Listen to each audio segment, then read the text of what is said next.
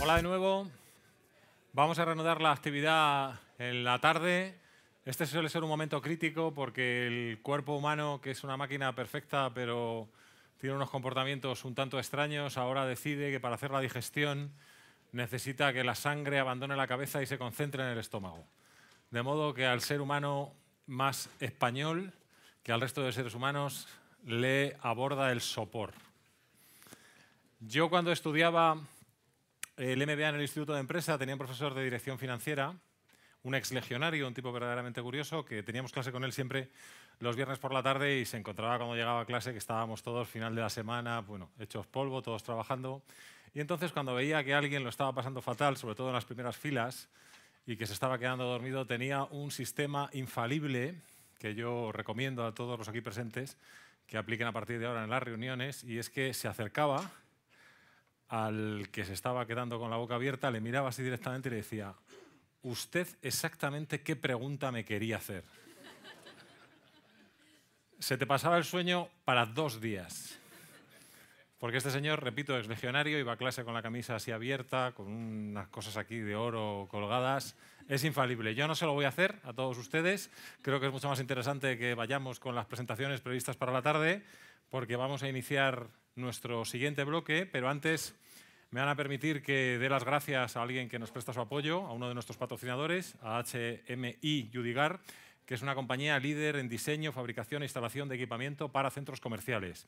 A través del servicio integral de HMI Yudigar, que es un servicio llave en mano, ellos transforman las zonas de ventas en espacios atractivos y eficientes, proporcionando de ese modo productos, servicios y soluciones innovadoras de cara a crear pues, lo que se pretende siempre en estos casos, ¿no? Una experiencia de compra excelente. Como yo lo cuento así de mal, ellos han traído un vídeo que seguro que lo cuenta mucho mejor que yo. Y otra cosa muy recomendable para empezar por la tarde es ir al cine. Así que vamos al cine.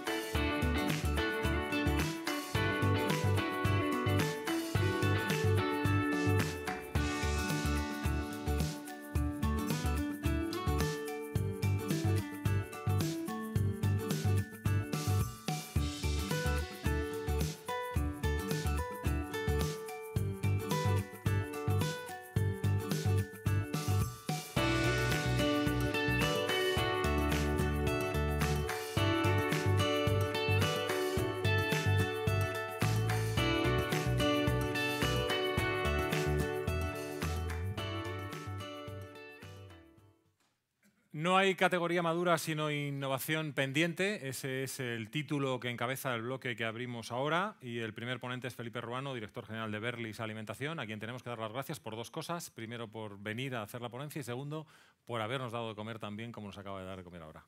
Bienvenido, fuerte aplauso al primero de la tarde. Adelante. Gracias. Bien, buenas tardes a todos. Como no se ve bien desde aquí con estos focos, no veo a los dormidos, pero ya diré algo para que se despierten.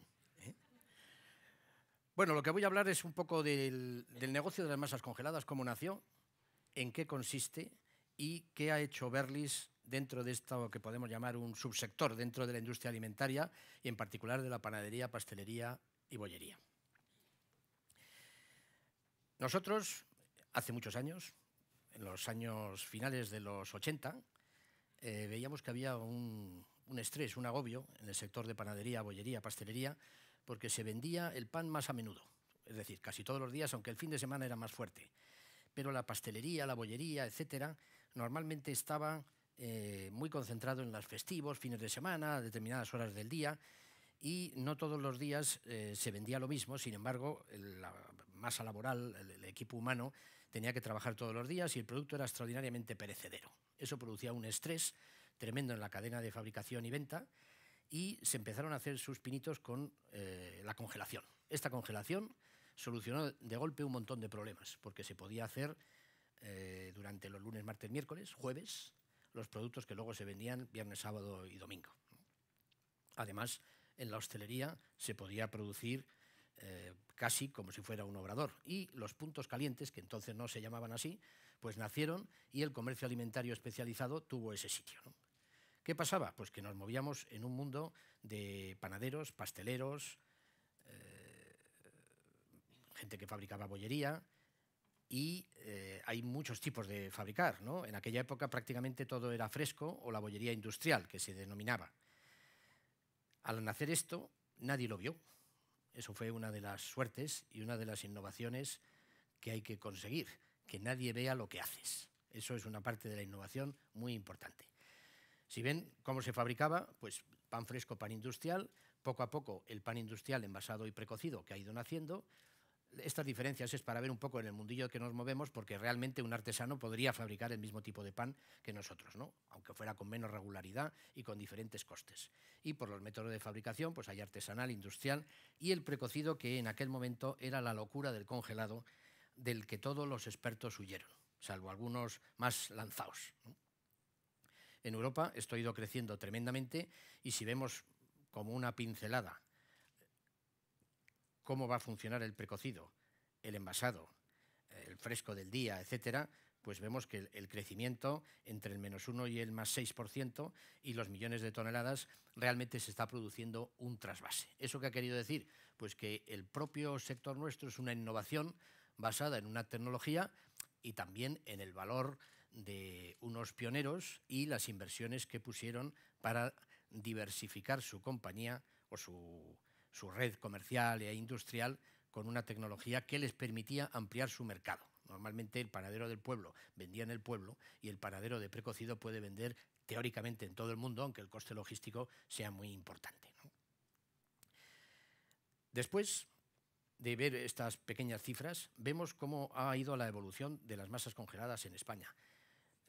Lo que era mínimo, porque en los años 90, para que se hagan una idea, el mercado español podían, quitando una empresa que era líder y que pertenecía a uno de los grandes grupos de alimentación mundiales, que la vendió poco después, el mercado no sería superior a 25 o 30 millones de euros, y posiblemente menos, ¿no?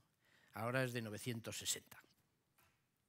Poco a poco vemos que en todas las previsiones, por su capacidad de gestión, por la calidad de los productos, por la diversificación que pueden tener en todos los canales de venta, sean grandes empresas de distribución, sean puntos calientes, etcétera, el pequeño industrial no tiene más remedio que o diversificar hacia lo nuestro o especializarse en el artesano del barrio, ¿no? Lo cual le puede dar un negocio rentable, pero no le va a dar un negocio grande.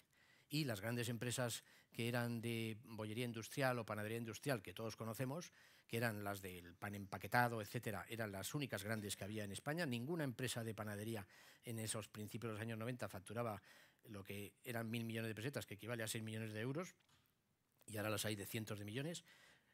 ¿Por qué? Pues porque su mercado estaba muy limitado por el carácter perecedero del producto. Dentro de ese mundillo, ahí nació Berlis Alimentación, que en un origen tenía otra denominación, que no hace al caso, y que empezó con una facturación de 1 millón de euros escaso. Eran unos 148 millones de pesetas, concretamente. Y poco a poco, esa compañía, que necesitaba capital, primero se alió, por decirlo de alguna manera, porque realmente compró la inmensa mayoría, una multinacional de ingredientes para panadería, bollería, que veía cómo la que he comentado antes, que era líder, crecía, y durante unos años estuvo creciendo a un ritmo bueno. Por si alguien ha dormido, los ritmos eran de entre el 100 y el 120% anual, ¿eh? Yo creo que ya se habrá despertado cualquiera que esté dando una cabezada, ¿no? Sobre todo en estos tiempos, que da gusto ver eso. Después hicimos una alianza entre esa multinacional y una compañía importante española de panificación, bollería, etcétera, con red propia de tiendas que funcionaba en el norte de España, y ahí fue el auténtico despegue de nuestro grupo, ¿no? Poco después, por circunstancias, las empresas pues tienen su estrategia y la multinacional acabó saliéndose de esa alianza y se fue a su negocio originario, que era los ingredientes para panadería, bollería y pastelería, ¿no? A nivel mundial. Están en 40 y tantos países y, por lo tanto, estar fuerte en un país solamente, como era España, no era encajable dentro de su estrategia. Y la compañía española, que ya había cogido mayor tamaño y que veía que el crecimiento podía ser, dijeron, pues yo me voy para adelante con todo, ¿no? Y así ha seguido hasta el año 2010, en el que, por causas que ocurren en las empresas familiares, pasó de ser una empresa familiar a ser una compañía propiedad de una compañía española, 100%, de capital riesgo. Por el momento, porque las compañías de capital riesgo compran las empresas para luego venderlas a otras. Pero en este momento estamos en ese paso, en esas etapas tan especiales, ¿no? Nuestros clientes y consumidores son de muchos tipos, pero fundamentalmente están los puntos calientes, la distribución moderna, que ha visto que puede tener proveedores modernos también grandes que pueden servirle en todas sus plataformas logísticas, que pueden servirle todas las categorías de todas las diferentes calidades que hay en cada categoría de productos. Horeca, que en España es muy importante ese mercado, el food service organizado, que también necesitan ciertas regularidades, diferenciación, etcétera, y por lo tanto colaboran con empresas de tamaño como las nuestras, porque los proveedores locales no pueden darle ese servicio. Las tiendas de conveniencia, que han creado un auténtico mercado para pan y bollo, sobre todo pues gasolineras, tiendas 24 horas, etcétera. Y los catering y colectividades, aunque ahí todavía la entrada es menor, porque suele haber todavía fabricantes, panificadoras locales que dan su buen servicio, ¿no? La innovación. Nosotros hemos procurado innovar siempre. ¿Por qué? Pues porque realmente las masas congeladas, nuestro negocio, era un intruso en el negocio de los tradicionales, como se llaman entre sí, ¿no? Y nosotros sacamos la primera chapata precocida. La chapata era un pan de mucho éxito en los años 90, pero nadie la tenía precocida, de buena calidad, con suelo de piedra, etcétera. Nosotros procuramos hacerlo bien, lo hicimos, nos salió bien, después de hacer muchas pruebas y muchos esfuerzos, y conseguimos incluso el 15% de la exportación de ese producto, el 15% de la exportación y a países no próximos, como son Alemania, por ejemplo, Dinamarca, Austria, lo cual era algo impensable, exportar pan en España.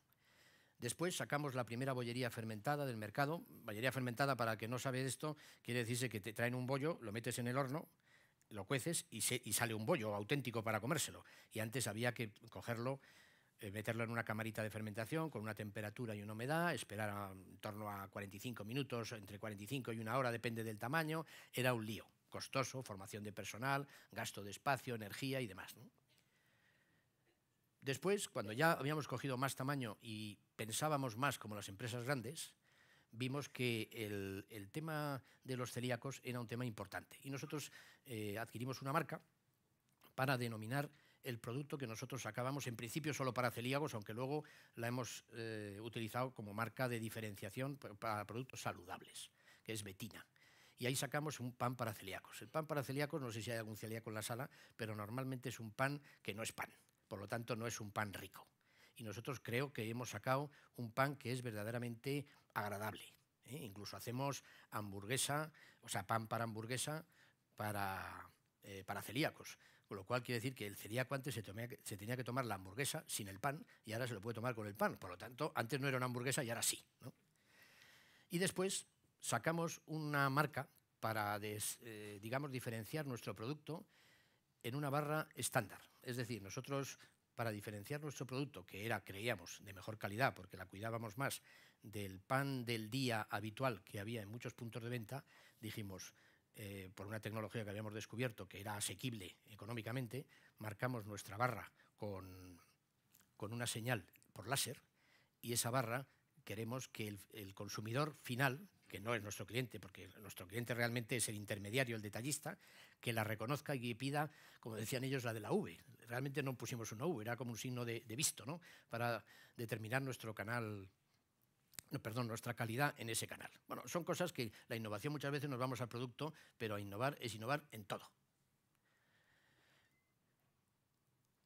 ¿Por qué innovamos nosotros? Bueno, estamos controlando todo lo que podemos. las exigencias de los clientes, encargamos todos los estudios a los que podemos contratar, en los alimentos en los que nosotros podemos intentar conseguir datos, porque muchas veces el producto pan no se vende pasando por el escáner con su código de barras y tenemos una información un poco difícil, ¿no? Las propias estadísticas nacionales son complicadas, ¿no? Y luego nuestro departamento de I+D lo que hace es también investigaciones, normalmente nuestras con algunos organismos que pueden tener paneles de cata para ver qué detecta el cliente, el consumidor, qué elementos pueden ser más atractivos, y también con universidades y centros que tienen una calidad de organización, una calidad de personal y una calidad de instalaciones que nosotros no tenemos por el momento. ¿Y por qué innovamos nosotros? Pues objetivos de anticiparnos a la demanda, fundamentalmente, y de mantener una clara diferenciación en calidad y en esa novedad que nosotros creemos que debemos sacar. Realmente podemos comprobar que todos los artículos nuevos en pan que se pueden ver en cualquier catering, como aquí, o en el desayuno de esta mañana, o en la comida, todos prácticamente, aunque sean parecidos a los que se hacían antes por métodos tradicionales, son lanzados por las empresas de masas congeladas, que son las que antes empezamos copiando el producto tradicional para ver si lo podíamos hacer en congelado y ampliábamos ese mercado, y ahora hacemos ese producto y alguno tradicional nos lo copia porque ve que está muy bueno y lo hacen en su sitio. O sea que se ha cambiado un poco ese ciclo, ¿no? Las respuestas del mercado es quizá lo más difícil, porque muchas veces el cliente no sabe, el consumidor no sabe lo que quiere, el cliente nuestro, el detallista, nosotros tenemos 200 tiendas aproximadamente, pero están en una parte de España que es pequeña, en el nordeste, y realmente pues no son los hábitos de consumo exactamente iguales, ¿no? En eso sí lamentamos que entre los fabricantes y los distribuidores podría haber mucho más sintonía para aprovechar el impresionante contacto con clientes que tiene todos los días, todas las semanas, todo el año, y poder hacer algunos estudios en común, que no sea discutir si este producto va a triunfar o no, sino saber previamente esa información. Creo que eso es algo que podríamos hacer con un poquito de cuidado. Nosotros pensamos que esa innovación ha sido clave para nuestro sector, que se ha subido a la ola de la innovación, pero sigue siendo igual de importante. Nosotros, para poder crecer, necesitamos ir sacando productos nuevos. En unos años hemos sacado muchos, quizá demasiados, algunos fracasan, pero en una gama y una categoría tan importante como puede ser pues, el pan francés o el pan rústico o la bollería tipo croissant, pues claro, cambia el relleno, cambia el tamaño, cambia la ocasión de consumo y realmente es una novedad, aunque la masa o el proceso de fabricación o la línea incluso sea parecida.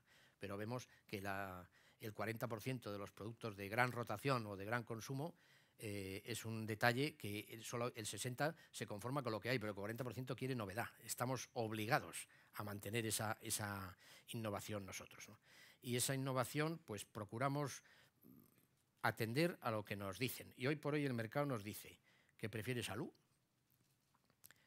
que prefiere conveniencia y que prefiere placer. El placer quizá va muy dedicado a apoyar en bollería, porque en bollería es difícil, es muy difícil convencer de que un bollo va aparejado a la salud. Yo no entiendo por qué no, pero realmente no se puede, así como un pan tiene unos ingredientes muy simples, muy sencillos y muy aceptados en general, que es un producto que no te complica nada de la salud, en bollería, que se hace con grasas, que tiene quizá huevo, chocolate, etcétera, pues claro, la gente tendría que pensar que si te tomas un bollo no te tomas otra cosa, que a lo mejor te da menos salud todavía, ¿no? Aunque no quiero atacar a nadie que fabrique alimentos, ¿no? Esas tres guías son las principales. Y entonces hemos ido pues, haciendo algunos pinitos en ese sentido, ¿no? La betina, como he comentado, pues empezamos por el pan para celíacos, era un pan pequeño, que normalmente en las familias pues, hay una persona que quizá es celíaca, pero los demás comen pan normal, y hemos ido sacando varios tamaños, como la hamburguesa. En general son panes pequeños todos, pequeños, me refiero inferiores a 140 gramos, ¿no?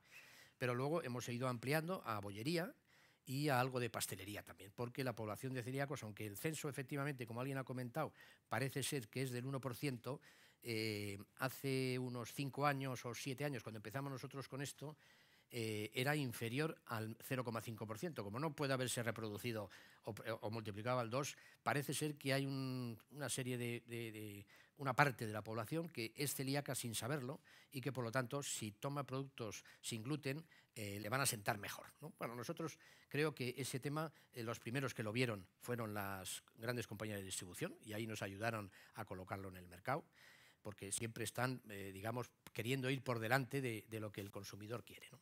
Otra prueba que hicimos fue cuando en la bollería ha habido el estigma de muchos organismos públicos que era mala, la bollería industrial, la bollería como sea, pues nosotros investigamos en lo posible para ver cómo podíamos quitar todo ese estigma de nuestros productos.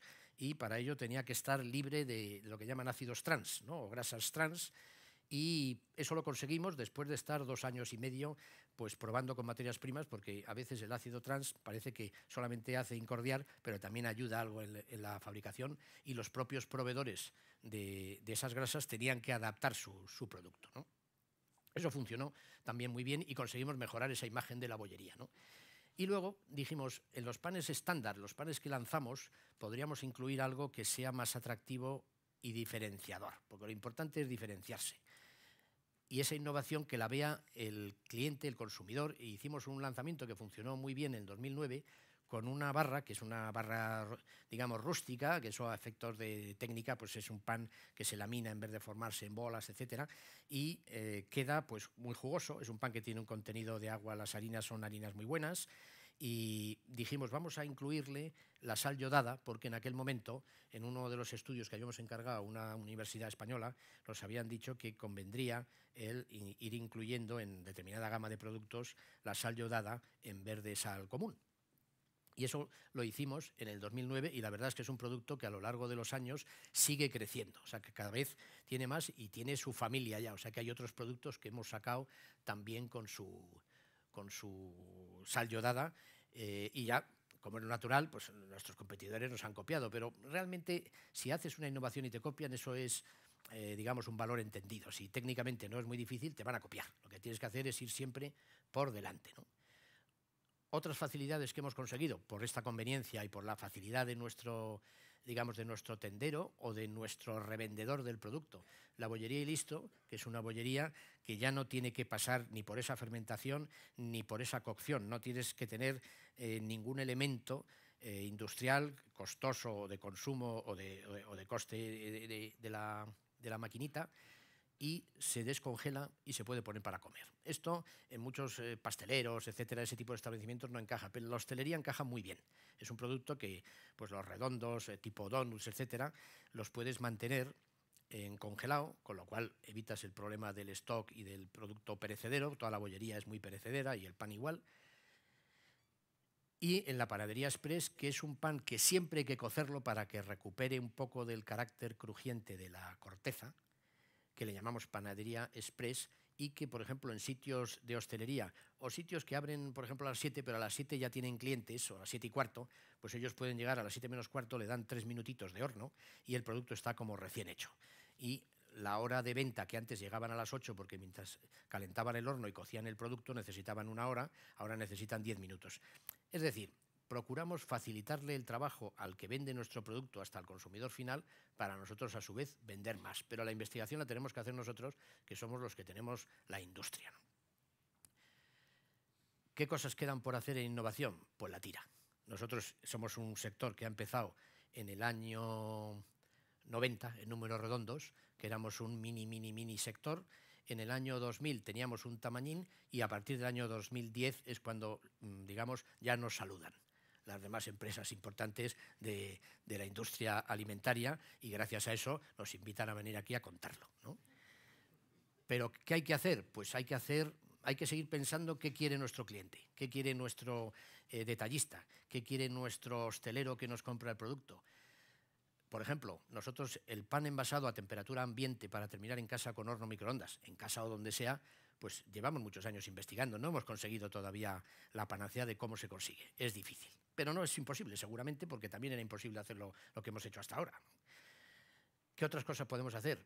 panes o bollos con características especiales que puedan aportar más salud, que sean saciantes, por ejemplo, y que puedes tomarte el pan y no solamente te gusta porque un pan bueno, sino que ya te evitas tomar otra cosa porque te ha dejado más saciado de lo que te dejaba el pan normal, ya no pides más cosas y entonces puedes pertenecer a un montón de dietas o de simplemente de personas que quieren comer poco porque saben que comer poco engorda poco.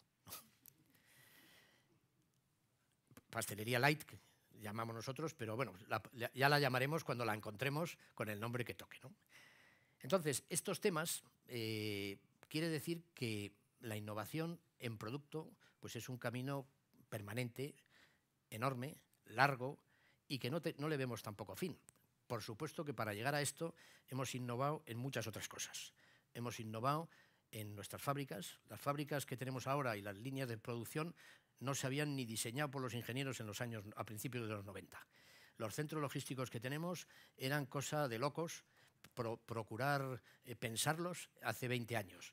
Y hemos ido también innovando pues cómo llegamos al cliente, cómo le llamamos por teléfono, cómo se puede centralizar, cómo tenemos 32 delegaciones o 31 en España y 3 en Portugal y cómo podemos hacer eso para las noches para que a primera hora de la mañana tengan el producto. Toda esa innovación en todos los procesos es también importante. Lo que pasa es que es menos exhibible y aparte que a la competencia tampoco le vamos a contar todo lo bueno que hacemos, ¿no? Y yo querría terminar con algunas reglas que creo que son importantes para la innovación, desde mi modesta manera de ver y por la experiencia que hemos tenido. Primero, que la innovación es una cultura. O sea, que no vale decir, oye, aquí hay una crisis, tenemos que implantar la innovación. No, no. La innovación es una cultura que tiene que estar en la empresa desde el primer ejecutivo hasta el último. Y que normalmente grandes sugerencias de los propios empleados, yo diría que el 80%, son las que nos ayudan a conseguir auténticas innovaciones. Innovar no es copiar o mejorar simplemente alguna cosa, no. Hay que crear. O sea, lo de copiar, si hay que adaptarse a algún movimiento que hay en el mercado y hay que tenerlo, vale, pues se copia, pero no mezclemos eso con la innovación, aunque tengamos que dedicar al mismo departamento para la copia. Lo importante es la creatividad. Y la creatividad yo creo que necesita de 3 cosas que casualmente empiezan por T. La primera es talento. Tienes que tener investigadores tuyos o de otros que tengan talento, es decir, que tengan formación y que tengan una cultura y una inteligencia para seguir buscando y que detecten en dónde se puede encontrar. Hay que tener tecnología, nosotros nos hemos basado en una tecnología para innovar en este mercado, y luego hay que tener tolerancia al fracaso. Hay que ser valiente, hay que tener coraje y hay que saber defender lo que innovamos, funcione o no funcione, para volver a sacar otra cosa que si ha fallado la anterior, funcione la siguiente. El análisis del retorno de la innovación, que es un problema que tenemos muchos, sobre todo los que tenemos a un hermano del capital riesgo en casa, pues claro, hay que ver esto y cuánto vamos a vender y cuánto va a retornar. Oye, perdona un momento. De acuerdo que tenemos que vender y tenemos que ganar dinero, pero no se puede contabilizar el rendimiento financiero previamente. El retorno de la innovación es que vamos a crear un mercado o una parte de un mercado que no existía, ¿no? Y luego recordar que en el desarrollo industrial, como muchos han contado aquí, este año y en otros, las grandes innovaciones las han conseguido los que, como no eran expertos, no sabían que era imposible. Y los expertos decían, eso no se puede hacer y no funcionará. Y entonces los no expertos se han lanzado y lo han conseguido y luego nos copian los expertos. Y nada más, muchas gracias por la atención. Bueno. Clavado. Oye, 0-0, me he ganado Sí. el bonus, ¿eh? De momento hemos empatado el partido de ida, a ver el de vuelta. Bueno, muchas gracias, Felipe, por la alimentación y por la disertación, por ambas cosas. Y me gusta mucho el pan. Yo me llamo Javier Reyero, pero me debería llamar Javier Bollero, por lo que me gusta el pan y los bollos. Yo recuerdo además como una cosa tremenda del pasado, cuando el pan se vendía solo en las panaderías de barrio. Yo soy de barrio y no había pan los domingos. O sea, el sábado tenías que comprar el doble de pan. Y el pan del domingo siempre se tomaba de una manera completamente distinta. Ahora vivimos en el mundo del pan y a mí, que me gusta mucho el pan, vivo en un entorno ideal. Vale. Primera pregunta, ¿cómo se toma la distribución en general? ¿Qué actitud tienen con respecto a las innovaciones que vosotros introducís? En general, con cierto recelo. Es decir, primero ven si eso se vende en algún sitio, si esto, por qué va a funcionar aquí, a ver qué precio tiene, cómo se posicionaría esto en tal lugar. O sea que no es que nos estén llamando todos los días para que les llevemos innovaciones. Dicho sin acritud ninguna, ¿eh? Bueno, si te llaman todos los días, aunque sea por otra cosa, tampoco está mal. También. Así está. Muy bien. Luego, segunda cuestión. Yo soy el consumidor final, ¿no? Además, me he declarado consumidor final y lo soy. Entonces, ¿cómo puedes hacer tú para que yo me entere de que una innovación, alguna de estas maravillas que tú has explicado, que estáis investigando? Porque yo cuando consumo el pan no sé si es vuestro o no es vuestro, no sé si es tuyo, si es de tu competencia. Entonces yo sé que está bueno, que está malo, que está regular, que está duro, que es un producto completamente distinto, pero no veo lo que veo en otros productos. ¿Eso cómo se puede solucionar? O a lo mejor no merece la pena solucionarlo, no lo sé. Bueno, yo creo que si es amparar con una marca tu producto, con tu propia marca, eso siempre es importante. Y realmente la seguridad que tienes en lo que tú vendes, tu cuota de mercado, etcétera, si careces de la marca es muy difícil. Nosotros tendemos a eso y cada vez que sacamos, por ejemplo, el producto Betina o estos productos, como por seguridad, tienen que ir envasados para que no se confundan con los otros, ahí sí va tu marca, ¿no? Pero si no hay envase. Pero si no hay envase, puedes hacer o el marcado, como hacemos con esta barra, marcado con láser, que es un marcado costoso, y que no te creas que todo el mundo lo quiere, porque hay gente que dice, yo en mi casa mando yo, entonces no quiero que vengan a saber que ese producto es tuyo, porque yo les digo que es mío. Es una dificultad, pero todavía hay mucho panadero tradicional que cree que vender algo que no ha fabricado él es pecado. Pecado mortal. No sé ahora con el nuevo Papa Venial, por si lo se menos. cambiará, ¿no? Y eso, nosotros entendemos que es muy difícil encontrar la marca en nuestro producto y desde luego no tenemos la solución. No tenemos la solución. Lo que sí hacemos es algo de publicidad directa en nuestras tiendas para que cuando llegue el señor Reyero le dice que este es el de Berlis. Eso sí, porque puedes poner, por ejemplo, la campesina yodada, hicimos un lanzamiento, una baguette especial que lanzamos también. En cada tienda se pone un cartelito adecuado, se regala algo a la ama de casa para que fidelice el consumo durante una semana o dos y pruebe el producto. Has contado que vendéis producto fuera de España. ¿Cómo está la industria de la masa congelada en España comparándonos con el entorno europeo, por ejemplo? Pues en España la base industrial es estupenda.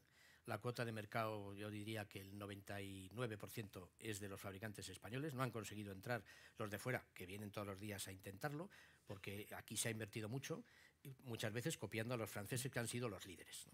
Ahora, sin embargo, por ejemplo, en Alemania, en Bélgica, en Holanda, en Dinamarca, Inglaterra y no digamos el este de Europa, por proximidad, dado que el coste logístico aquí influye muchísimo, son ellos los que mandan y nosotros llevamos productos complementarios, digamos. ¿Alguna pregunta en la sala para Felipe? Allí veo una mano alzada. Hola, buenas tardes. Sí, buenas. Sí, se oye. Buenas tardes, soy Pedro López de Chocolates Valor.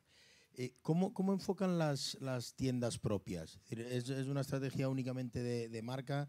¿Son rentables per se? ¿Y la distribución geográfica que tienen? Gracias.